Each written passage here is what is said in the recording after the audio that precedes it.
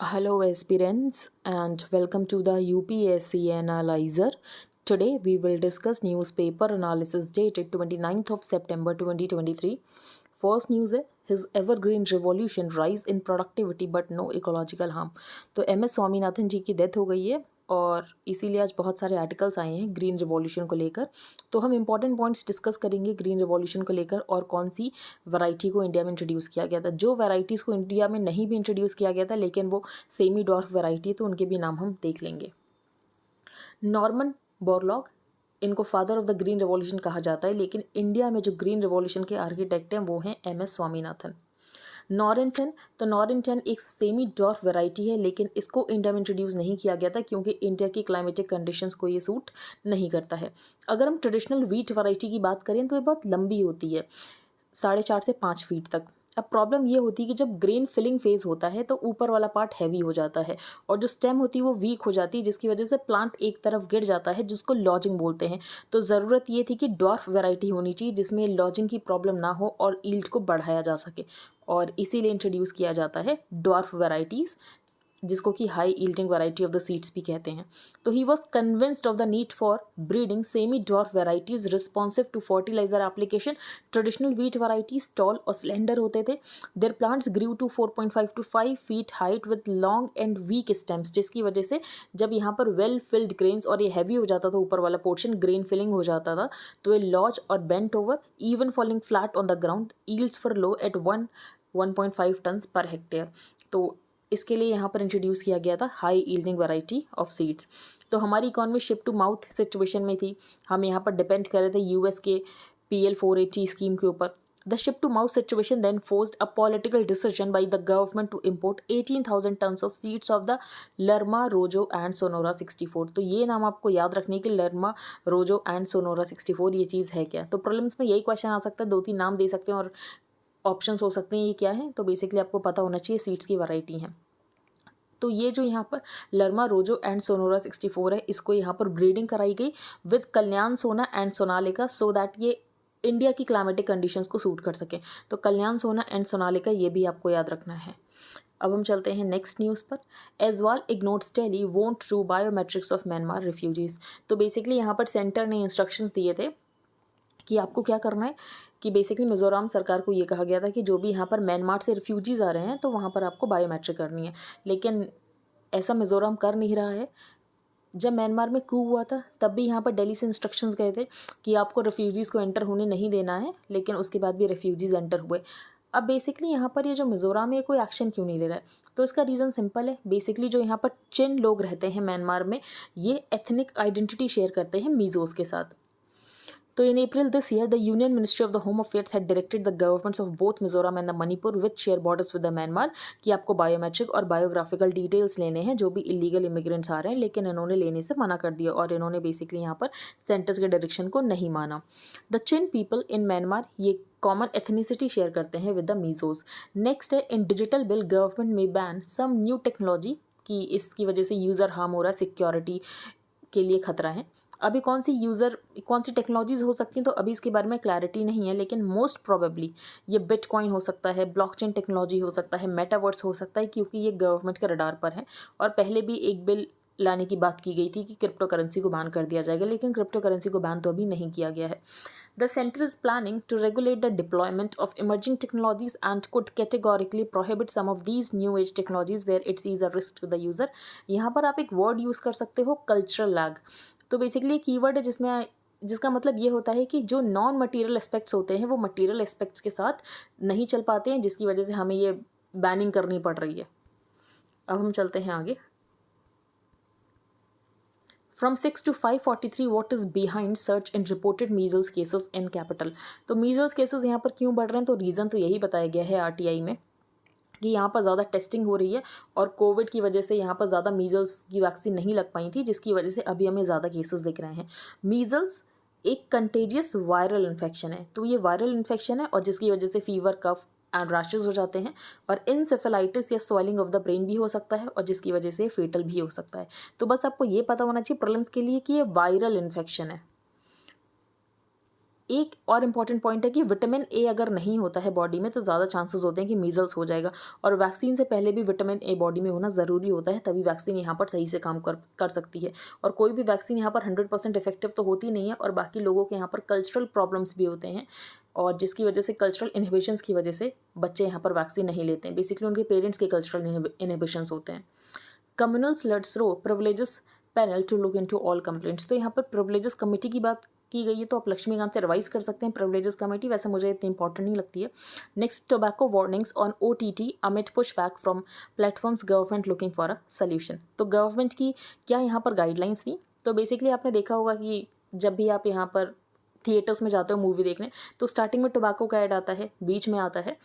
तो यही कहा गया OTT को कि आपको भी अपने सारे मूवीज़ या जो भी कंटेंट है उसमें स्टार्टिंग में एक टोबैको का ऐड रखना है, बीच में एक टोबैको का ऐड रखना है। लेकिन OTT जायंट्स का ये कहना है कि इसकी वजह से जो भी हमारा कंटेंट है, जो भी अपलोड है, हमें सारा कुछ एडिट करना पड़ेगा, और इसकी वजह से हमारी यहाँ पर कॉस्ट बहुत बढ़ने वाली है। तो हो सकता है कि गवर्नमेंट यहाँ पर रेट्रोस्पेक्टिवली इसको ना अप्लाई करने को कहे, और जो भी यहाँ पर नया कंटेंट अपलोड होगा उस पर ही बस ये रेस्ट्रिक्शंस अप्लाई होंगे कि आपको यहाँ पर टोबैको वार्निंग का ऐड स्टार्टिंग में देना है, बीच में देना है। Facing a strong pushback from streaming giants such as Netflix, Amazon, and Disney Hotstar, the government is working to find pragmatic solutions to the OTT industry's concern over the practicability of the order mandating कि display होना चाहिए anti tobacco warnings का। तो बस यही news है कि government यहाँ पर ऑर्डर्स को लेक्स कर सकती है। नेक्स्ट है matter of great concern, Gujarat law panel flags custodial deaths. तो कस्टोडियल डेथ्स की प्रॉब्लम है, ये हमें पता है। बाकी एक्स्ट्रा जुडिशियल किलिंग्स की प्रॉब्लम है, ये हमें पता है। राइबेरियो कमेटी बनाई गई थी, मलीमत कमेटी बनाई गई थी, प्रकाश सिंह जजमेंट है। तो इसके आपको कुछ पॉइंट्स याद रख लेने हैं। तो पुलिस रिफॉर्म्स में इतना ही आपको लिखने का वक्त होता है वहाँ पर, इससे ज़्यादा तो वक्त भी नहीं होता है। तो यहाँ पर एक कमेटी बनी थी। अब कमेटी की क्या रिकमेंडेशंस की कस्टोडियल वायलेंस को कैसे कम किया जा सकता है। तो अगर आपने ये चीज़ नहीं भी पढ़ी तब भी आप खुद से सोच सकते हो कि पुलिस को यहाँ पर सेंसिटाइज करने की ज़रूरत है। पहला पॉइंट, पुलिस को सेंसिटाइज करो। दूसरा पॉइंट, ट्रांसपेरेंसी को प्रमोट करो कि installation of the video audio enable CCTV cameras. Strict legal action लो उन पुलिस पर्सनल के अगेंस्ट जो कि अपनी ऑफिशियल पोजीशन का मिसयूज़ करते हैं। जैसे कि अगर हम देखें तो लास्ट ईयर कोई भी पुलिस कन्विक्शन नहीं हुआ है कस्टोडियल वायलेंस में। बाकी यहाँ पर हेल्थ चेकअप होना चाहिए प्रिजनर्स का। इसके अलावा जो पुलिस के फंक्शंस होते हैं इन्वेस्टिगेशन के and law and order maintenance के, इसको सेपरेट कर दो। ये बात प्रकाश सिंह जजमेंट में भी कही गई थी।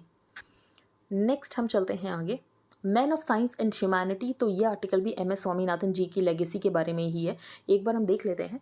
ही is most widely known for working with Norman Borlaug, जो कि फादर ऑफ ग्रीन रिवॉल्यूशन है, to usher in the green revolution in India in the mid 1960s। जब India back to back droughts face कर रहा था, फिर war भी हो गई थी हमारी, तो millions would have died of starvation अगर कंट्री ने एक्सपीरियंस नहीं किया होता ग्रीन रिवॉल्यूशन। हमारी उस समय शिप टू माउथ इकॉनमी थी, शिप से बेसिकली ग्रेन आता था और हम ग्रेन को कंज्यूम करते थे। And India had no foreign exchange to pay for it. I can recall the days when then prime minister Lal Bahadur Shastri ji ने ये कहा था नेशन को कि आप वीक में एक मील को स्किप करो, एंड यहाँ तक कि वेडिंग्स में चपातीज ये सब नहीं सर्व होना चाहिए। It was at that time that Swaminathan worked hard to convince our political leaders कि हमें इंपोर्ट करने की ज़रूरत है seeds of the high yielding dwarf wheat varieties, जो कि मैंने आपको फर्स्ट पेज पर नाम बता दिए हैं, लर्मा रोजो एंड सोनोरा 64, और जिनको कि इंडिजनाइज किया विद लोकल कंडीशंस, तो विद कल्याण सोना and Sonalika. His contribution had a far-reaching impact. India experienced a wheat and a rice revolution, और जिसकी वजह से आज हम यहाँ पर ग्रेन के सबसे बड़े एक्सपोर्टर बन गए, one of the greatest exporter बन चुके हैं हम ग्रेन्स के। वन ऑफ NCFs की रिकमेंडेशन, तो एक यहाँ पर कमेटी बनाई गई थी नेशनल कमीशन ऑन फार्मर्स, जिसको कि यहाँ पर MS स्वामीनाथन जी ने ही हेड किया था। तो बेसिकली उन्होंने बताया था कि यहाँ पर कितना फार्मर्स को MSP मिलना चाहिए, तो A2 + FL × 1.5। तो वन ऑफ NCFs की recommendation was to have minimum support prices for farmers based on the cost of production plus 50% return. लेकिन इनकी रिकमेंडेशन को पूरी तरीके से नहीं माना गया था।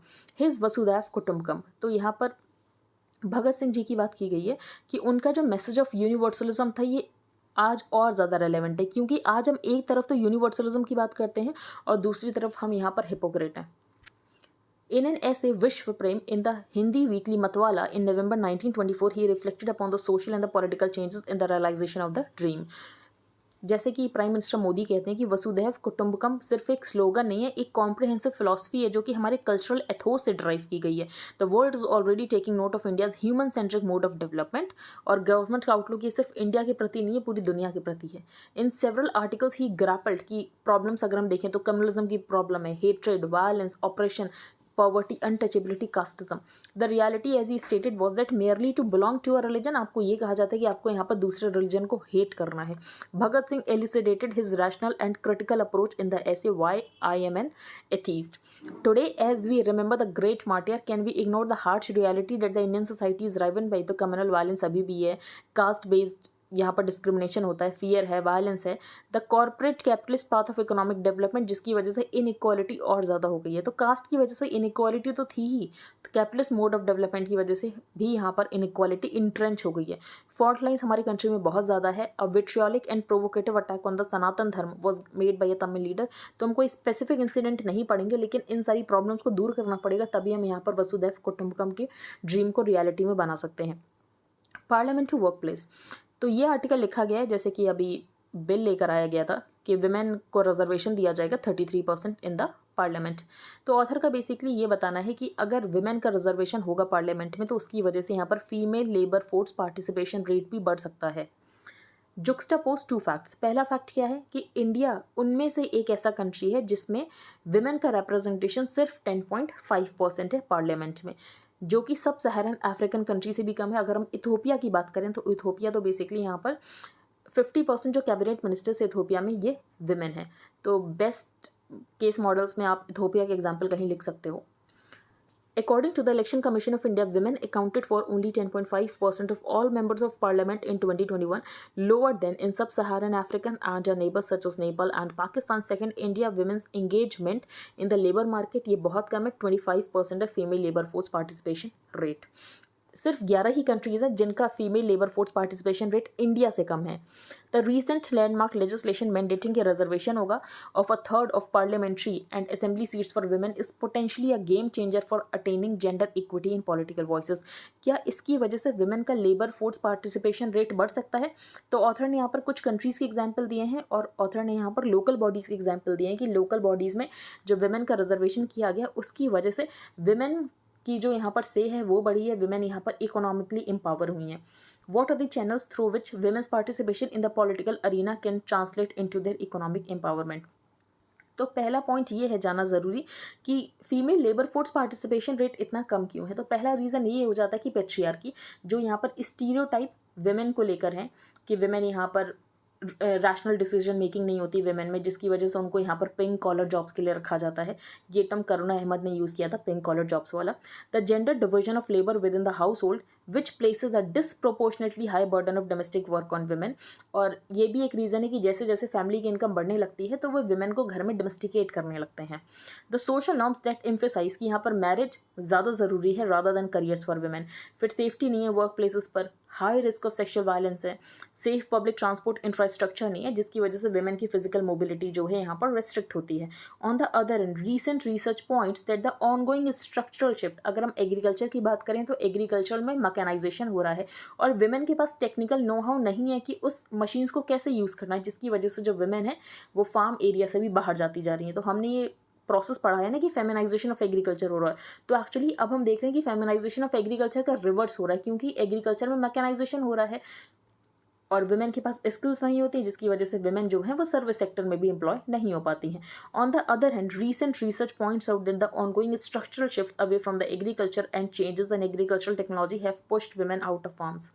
एक रीज़न इकोनॉमिक सर्वे में भी था, वो ये रीज़न था कि एक्चुअली जो विमेन है ये परस्यू कर रही हैं हायर स्टडीज़, जिसकी वजह से ये लेट एंटर हो रही हैं जॉब मार्केट में और इसीलिए फॉर द टाइम बीइंग हमें कम दिख रहा है, बाद में हमें ज़्यादा ही दिखेगा female labour force participation rate. The absence of alternative opportunities in the non-farm sector implies that these women drop out of the labor market entirely. Increased political representation. अगर विमेन का पॉलिटिकल रिप्रेजेंटेशन इंक्रीज होगा तो basically यहाँ पर supply side constraints लूजन होंगे, ज़्यादा women यहाँ पर एंटर होंगी. Political reservation of women has a direct effect on making political and the administrative careers for the women more viable in the long term. Evidence from the reservation for the women sarpanches जो कि ग्राम पंचायत में किया गया, उसके बाद हमने देखा कि विमेन पॉलिटिकल डिसीजन मेकर्स बनी. लेकिन इसमें भी आपने एक फिनोमेना पढ़ा होगा सरपंच पति का. The resulting increased emphasis on the provision of the such essential services can potentially reduce women's time in the drudgery of the daily domestic work. अगर हम बेसिकली बात करें आपने वाटर वाइफ्स का कंसेप्ट सुना होगा कि बेसिकली यहाँ पर काम क्या होता है कि आपको यहाँ पर फ्यूल वुड कलेक्ट करके लाना है, आपको यहाँ पर पानी कलेक्ट करके लाना है, जिसकी वजह से विमेन का दिन में आधा टाइम तो इन्हीं सब में चला जाता है। तो ये सब कुछ कम होगा, क्योंकि अगर विमेन पार्लियामेंट में बैठी होंगी तो वो उन चीज़ों के ऊपर फोकस करेंगी जो कि ज़रूरी, फॉर एग्जाम्पल हेल्थ के ऊपर, एजुकेशन के ऊपर, सैनिटेशन के ऊपर, enabling them to take up productive work opportunities from within or outside the home. Similarly, अगर women political leaders vocalize करेंगी concern related to public safety and law and order, तो इनके ऊपर काम भी होगा और gender equity आएगी. Women's reservation in the parliament and state legislatures is also likely to have indirect impacts on increasing women's labor supply in the longer term. और इसके अलावा विमेन रोल मॉडल्स भी होंगे, और विमेन रोल मॉडल्स भी होंगे तो दूसरे लोग उनको देखेंगे और वो भी एस्पायर करेंगे कि हमें इनकी तरह बनना है. Quotas for women in assemblies and parliament can amplify the visibility of the women political leaders. Same point यहाँ पर लिखा है कि बेसिकली यहाँ पर पेरेंट्स जो हैं वो इन्वेस्ट भी करेंगे अपने बच्चे के एजुकेशन में, अगर उनको ज़्यादा एवेन्यूज़ देखेंगे उस बच्चे के आगे बढ़ने के. However, extrapolating from what we know from quotas in panchayats, women political leaders may be more amenable to introducing legislation जिसकी वजह से जेंडर पैरिटी आ सके. आपको पता होगा कि यहाँ पर विमेन जो वो पिंक कॉलर जॉब्स में होती हैं उनको सेम काम के लिए भी इक्वल वेजेस नहीं दिए जाते हैं, जेंडर पैरिटी नहीं है, तो ये सब कुछ पैरिटी आ सकेगी. एक यहाँ पर केस स्टडी बताई गई है. तो बेसिकली यहाँ पर कोई डिस्ट्रिक्ट कलेक्टर था 1982 में, सेंट्रल इंडिया में पोस्टेड था.